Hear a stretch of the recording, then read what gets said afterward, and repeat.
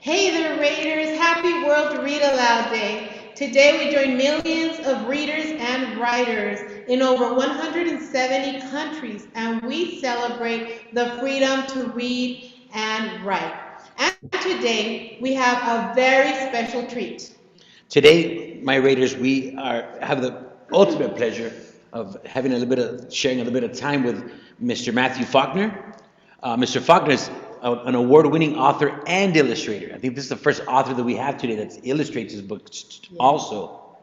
Graduate from Rhode Island School of Design, Mr. Faulkner has over 30 illustrated books to his name, so that's an amazing catalog collection. Mr. Faulkner, good afternoon. Thank you for being here with us today. It's good to be here with you. I would like to share my screen now and get my presentation started. Is that okay? It is A-okay with us. Awesome.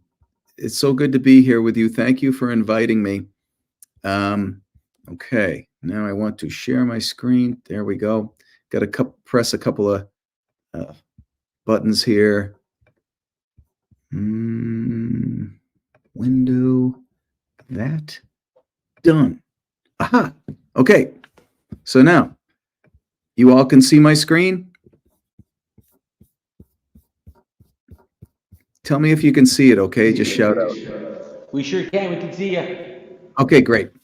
All right. So again, it's good to be here with all of you on World Read Aloud Day 2024. What you see there is a picture of a lot of the books, the covers of the books that I've illustrated. For the most part, I've written and illustrated picture books. For instance, this is my first picture book ever. And it was published back when dinosaurs roamed the face of the earth in 1985, a long time ago. And it was the first book that I wrote and illustrated. And it's basically a story about a guy who's taken a bath and a bunch of pirates come in and take him and his tub out to sea. And then they try to turn his boat into a pirate ship and attack that big ship. And it looks like it doesn't turn out too well, but it does, actually. It's not a sad story.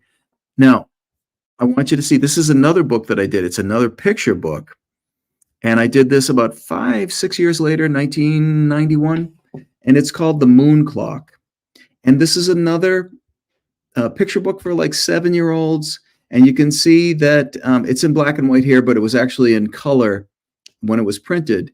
And one thing I want you to notice is that both of these books have these what were called text balloons or word balloons, where the words come out. There we have it there. And that's from The Amazing Voyage of Jackie Grace. And then this is The Moon Clock. So even when I was making picture books for 7-year-olds a long time ago, I was still thinking about making graphic novels and comic books. And there's no real difference for me. I mean, that's how I want to make books is that kind of format in comic or graphic novel format. So what I'm going to show you is some of the making of Gaijin, American Prisoner of War, a graphic novel that I made about the Japanese-American imprisonment during World War II. And also another book about the Japanese-American imprisonment called My Nest of Silence. I want both of these books were written and illustrated by me. But before I do that, I want to show you this picture of my beautiful wife, Chris. Now, Chris is a very smart person, and she and I worked together to create this picture book several years ago called Groundhog's Dilemma. Now, what you should know about Chris is that she is very smart. This is her in college and me just before college. She was what you might call word smart, and I'm picture smart. For instance, she in our house has a lot of diplomas. One for teaching, another one for science, another one for library science, and then another one for, what was the other thing? Masters of teaching. So she's like way smart and has a lot of diplomas. Me, not so much. I do have some certificates of participation, and I didn't even mind it when they misspelled my name. I do have a high school diploma. That's nice. And it's rumored that I went to college. So yeah, I just have this fake college diploma there, but I think I did go to college. Anyway, I showed you all of that because I wanted to talk to you about writers and illustrators I like to do both now. So even though when I was in school, this is mostly what I wanted to do, draw, and I was actually the last person in my class to learn how to work with the alphabet. I was a little frustrated with it, to say the least. I couldn't believe that grown-ups insisted that even though the Z and the N are basically the same shape, they don't make the same noise. Why do grown-ups make up things like this? It was very frustrating to me. Why doesn't everybody just draw? I can draw. Why can't anybody else? Why don't they teach drawing? Anyways, these were some of the complaints I had when I was a kid. I also like to draw Uncle Sam as a skeleton. Why? I don't know, but I did.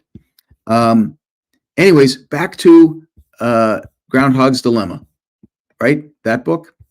That book tells a story of Groundhog. He wakes up on Groundhog's Day, and he looks down, and he sees a shadow, and everybody says, oh man, 6 more weeks of winter. But some people are happy about it. For instance, Bear is happy to be able to go back to sleep for 6 weeks, and Hare likes the fact that she gets to wear her winter coat for another 6 weeks because she likes that winter fur coat.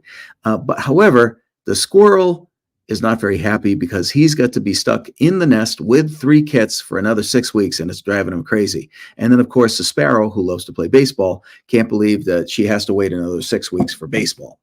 So when we finish this, the editor, the person who helps us make the book, said, my wife said, you know what's another cool story is squirrel.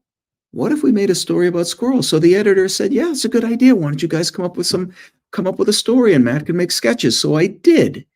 And these are the sketches for the next book, which doesn't come out until May. It's called Squirrel Needs a Break. And in Squirrel Needs a Break, all of the other animals notice that Squirrel is losing his mind because he's taking care of the 3 kits all the time. So they decided to take the kits with them for a day and take care of them while they take Squirrel out to relax. And what do you know, the next day, the very first thing, Groundhog comes and gets Squirrel and makes him go do some yoga with him.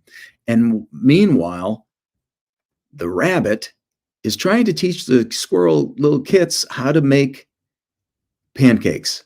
It doesn't turn out too well.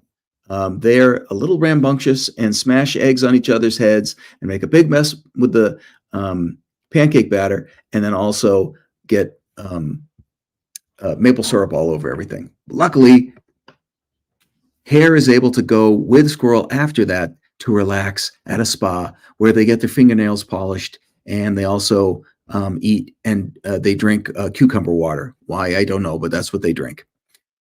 So anyways, while that's happening, the owl decides to try to teach the kits how to meditate, and that doesn't go well either. So this is the process. Doing sketches like this, I send this to the editor, and we decide if these images will work for the book. This is what the cover looks like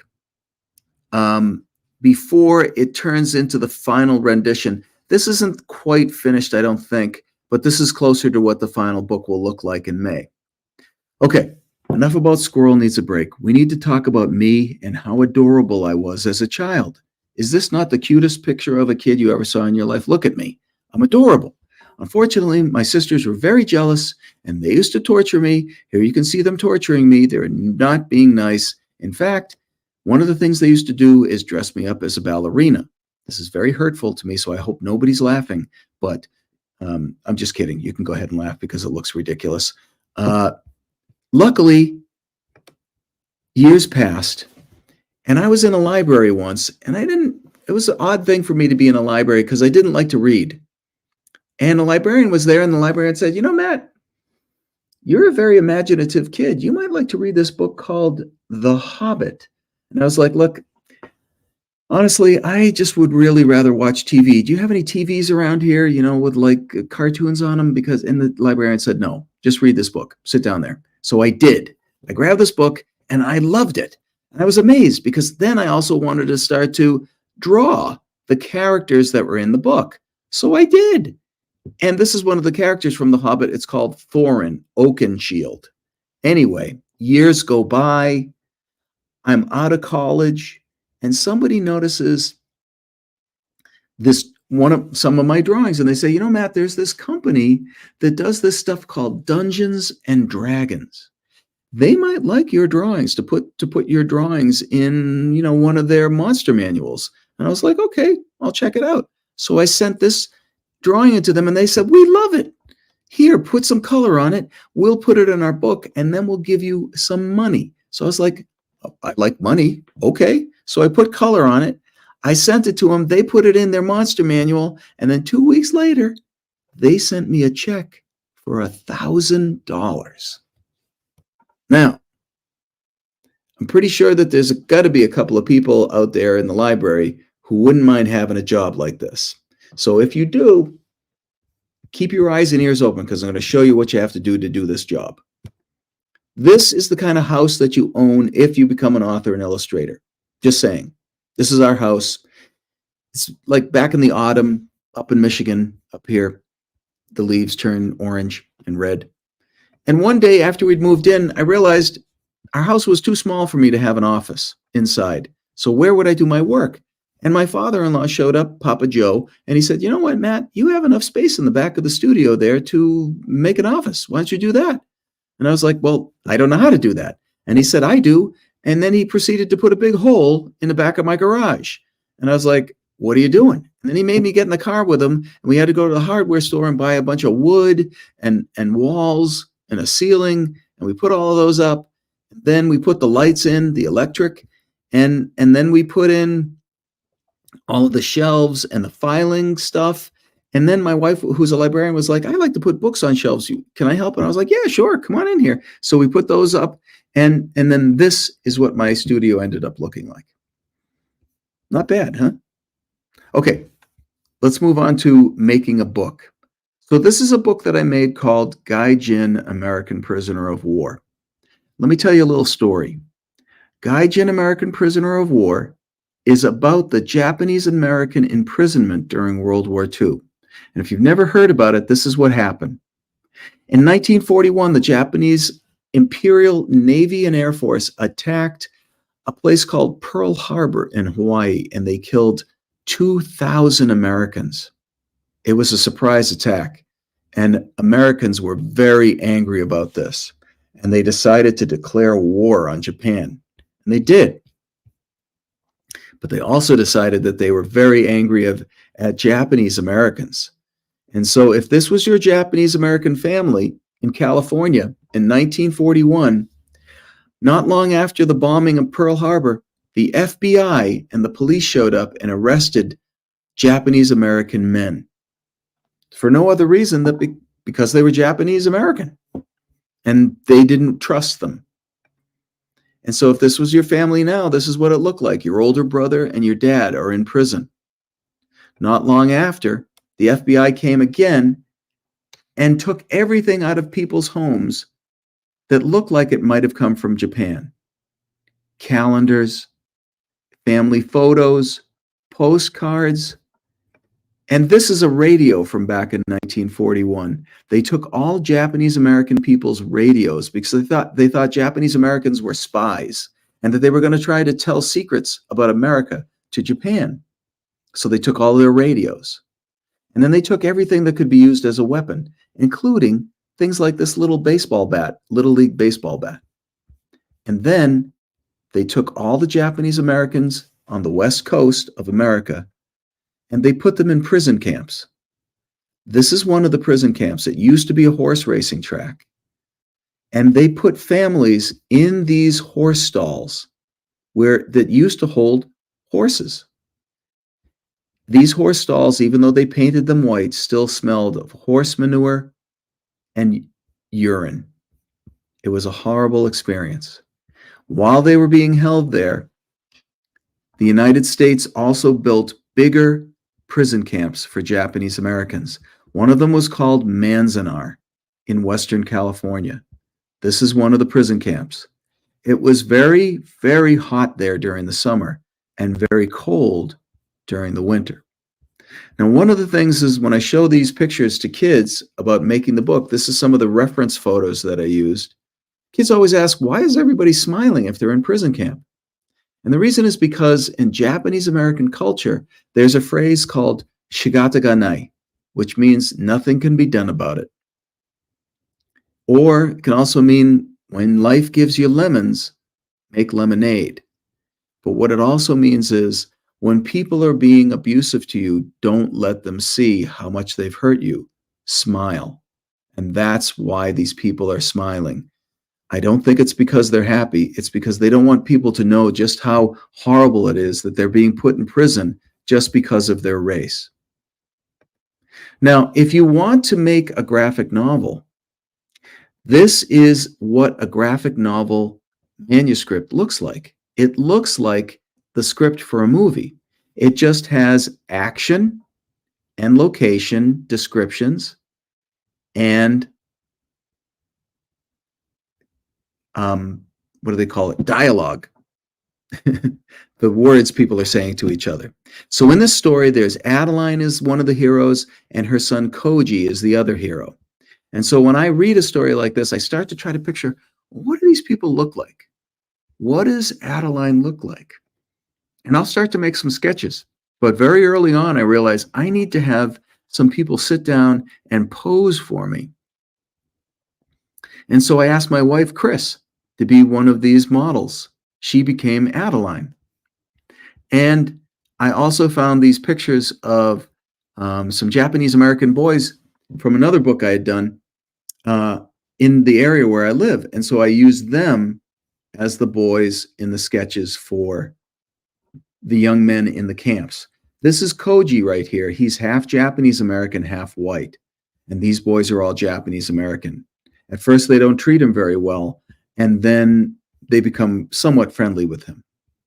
Now, when I make a book, I start off with pencil sketches, and which I then cover with watercolor, and then I apply line work. In this case, it was done with a paint called gouache, Gouache.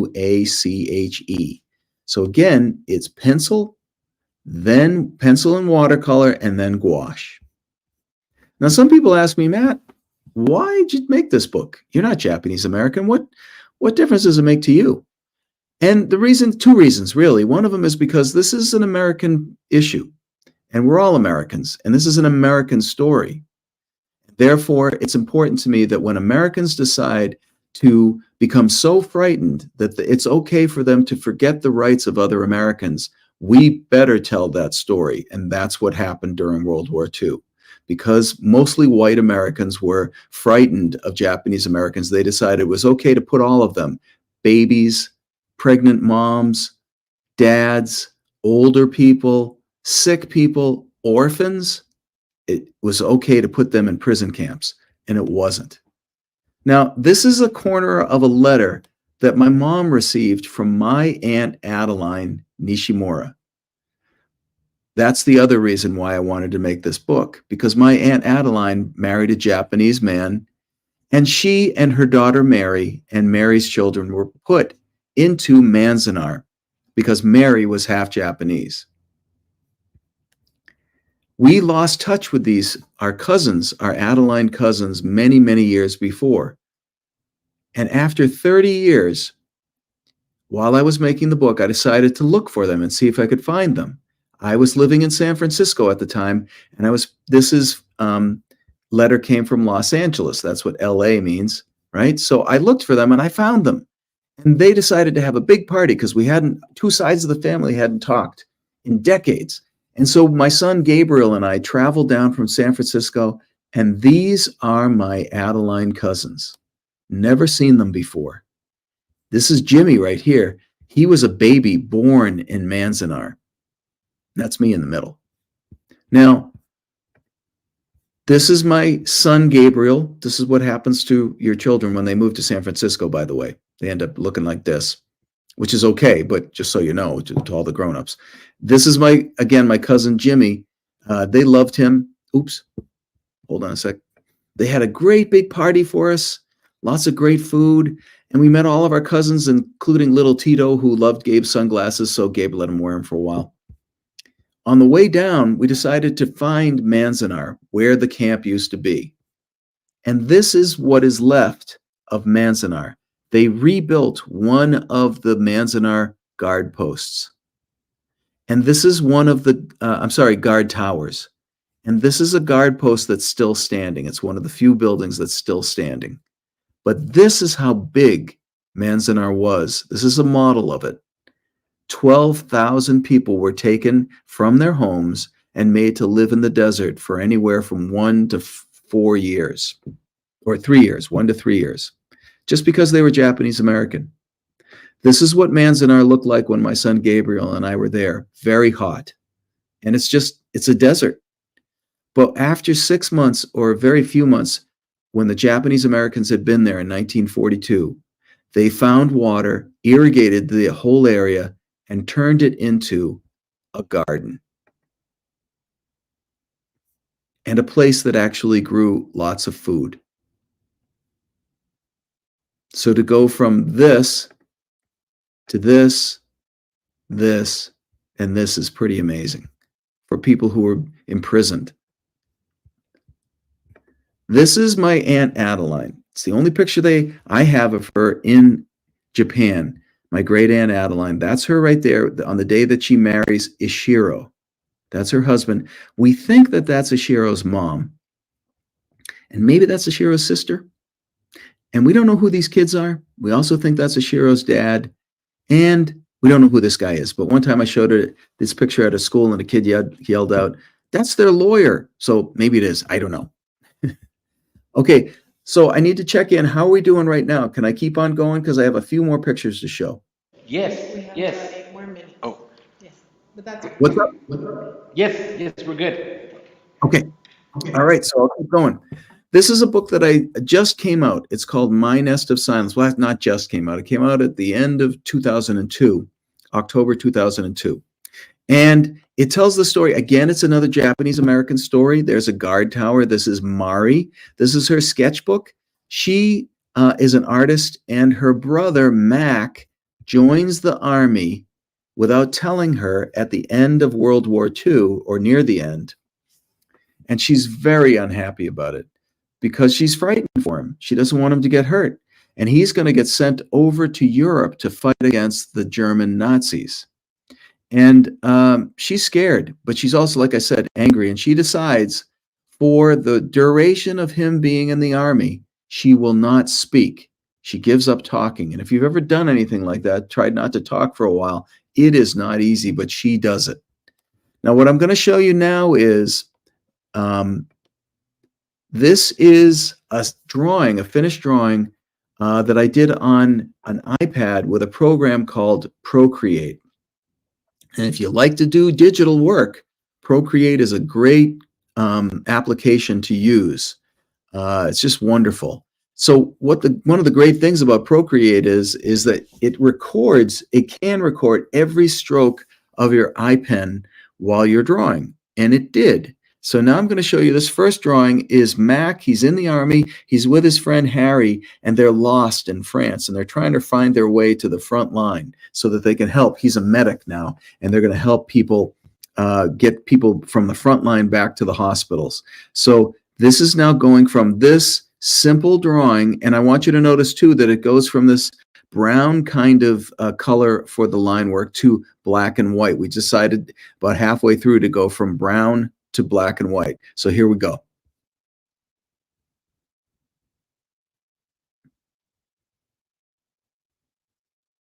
Okay, so that's the first one.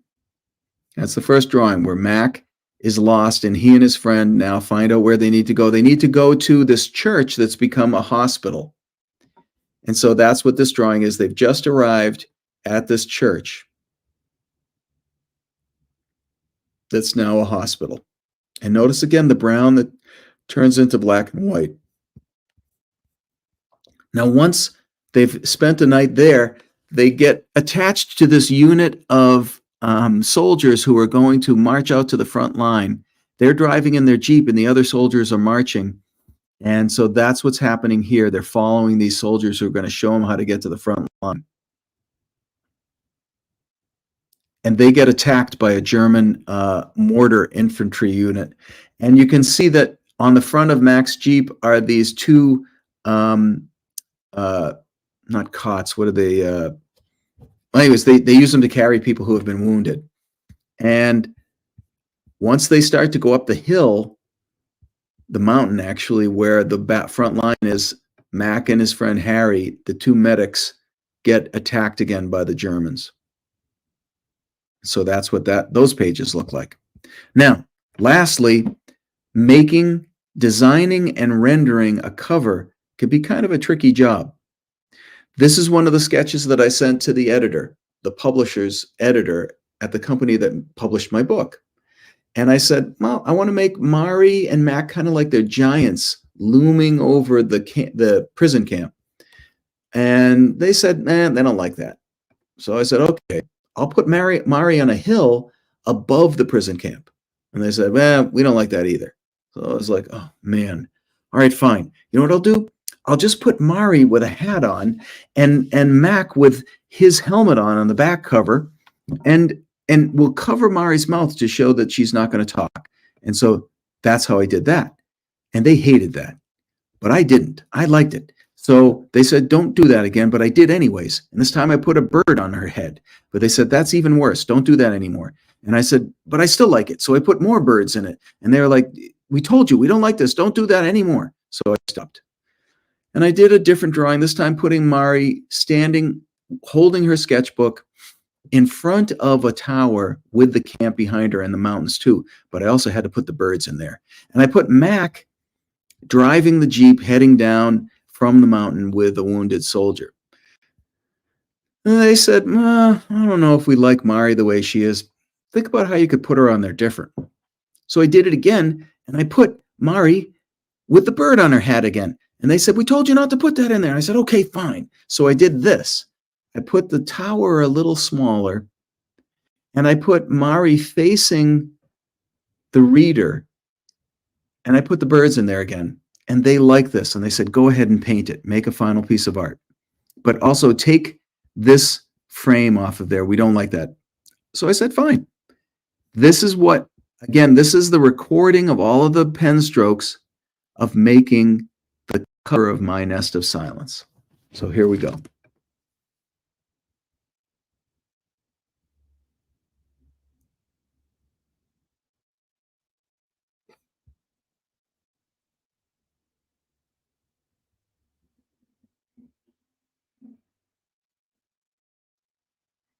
And then this is what the cover looks like. And that's the end of my presentation. Mr. Faulkner, wow, interesting stuff. Wow. Yes. The difference from author and illustrator in the 2 points of view. We're a little short for time, so I think we're going to hold off on the questions. But wow, amazing, amazing. Yeah. We're really out of time? Yeah, we're out okay, of time. So we do not want to leave you without doing our Raider wave for you, because you were so good to us. You guys remember how to do the wave? That one? Yeah, stadium? Okay, I'm going to start. Ready? On 3. All right, we did it.